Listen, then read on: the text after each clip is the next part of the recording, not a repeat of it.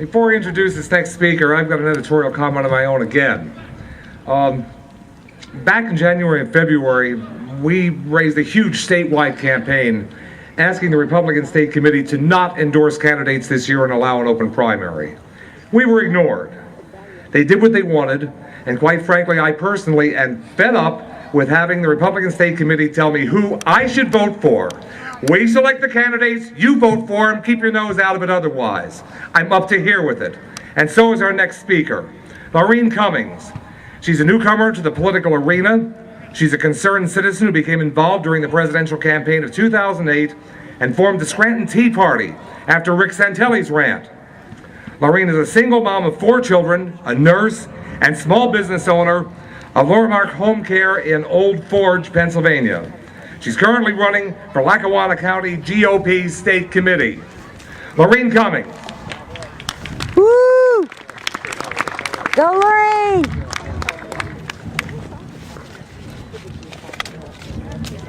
Hi everyone, great question, and I have an answer for you, okay? Give me a minute, let me get started real quick. For those of you that don't know me, I am a single mom. I was fortunate enough to be born of a mom who chose life instead of abortion. Amen to that, because she was not able to raise me. I was raised by a family who decided to turn into a foster home just to take care of me. I have been very blessed all my life, and I don't think I would have made it with the life that I've had over in Europe. I would have never made it where I am today. I am currently a nurse, and I own my own business. My children are all in college. They've all gone to college. This is the American dream that I was allowed to live because of all of my neighbors and all of my friends. You made that happen for me, and I say thank you to my community and to my neighbors and friends. Woo! Now, I'm not the typical Republican, as you can tell by my story. And this is too high. I want you to know that I used to be a Democrat up until about 5 years ago. I was raised, and I don't know how many of you ever heard this, I was raised to believe that the Democratic Party was the party for the little guy. Right? Yeah. Republicans, oh, they're no good. They're for those big corporate people, right? Well, that is until I went out and got a job. And I saw what exactly the Democratic Party stood for when they took all that money out of my paychecks. And I watched the paychecks when President Clinton was in office as compared to when President Bush was in office. And I dare you all to go back to your records and check and see how much more money you get in your paychecks today because of President Bush's tax cuts. You'll see a huge difference. Mine was $60 a week. So that just gives you a small hint as to how taxes affect you in everyday life. One of the things that really bothers me in regards to politicians out in Washington is that they really have no clue what's happening in our neighborhoods and in our local communities. This health care bill that they've passed, and you had asked, people are asking, what's in this bill? Well, I've read the bill. Now, I didn't read the most current one that was signed, but I've read the previous 2. And I'll tell you, it's not good. As a nurse, I can tell you right now that there is death panels, as Sarah Palin explained them. There are health administrators that are going to take a consensus across the country and see what treatment plans work best in certain situations, not individual situations.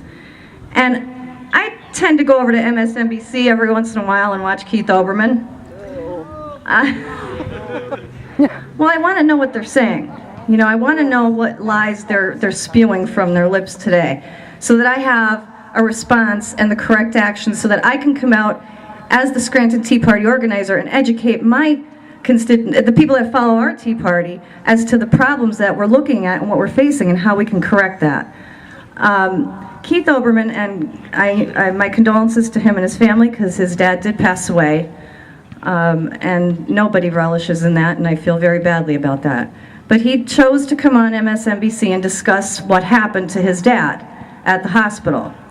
He went on to say that his dad went through numerous testing, was very ill, had a very painful tests happening to him, And doctors just kept doing test after test and treatment after treatment, to the point where his father was actually being tortured by the treatments. And he cried out to his son for help, said, "Help me." So at that point, he decided to describe what he called life panels. This life panel apparently was supposed to consist of something that Sarah Palin described as a death panel. However, the difference here is that Mr. Oberman had the opportunity to sit down with a team of doctors, nurses, therapists, his father, and discuss it in a group setting as to his individual care that he was going to receive and make an informed decision from there. Now, let's compare that to what it's going to be like now that the health care bill is passed. The government bureaucracy is going to tell the hospital, hey, listen, that's it, no more treatment. The end. No family intervention, no life panel, a death panel. They're going to decide what treatments are going to work best for you, not you, your family, your team, or your team of doctors, nurses, and therapists. That's the problem. And the reason that's going to happen that way is because they can't afford to do all those treatments on a patient today. I mean, doctors, is there any doctors or nurses here? None today? Nobody in the medical field? I wish more would come out. If anybody goes to their physician, please encourage them to get out there and speak. It's about time that the medical community got out there and stood up for the rights of all of you and all of their patients. Amen. There was a doctor in Virginia, I believe it was, he was on Fox News, where he put a sign up outside of his door, "If you voted for Obama, seek care elsewhere." Good for him. We need more doctors like that. Now, your question was, what can we do to change this? A lot, trust me. You have the perfect opportunity. This is driving me crazy.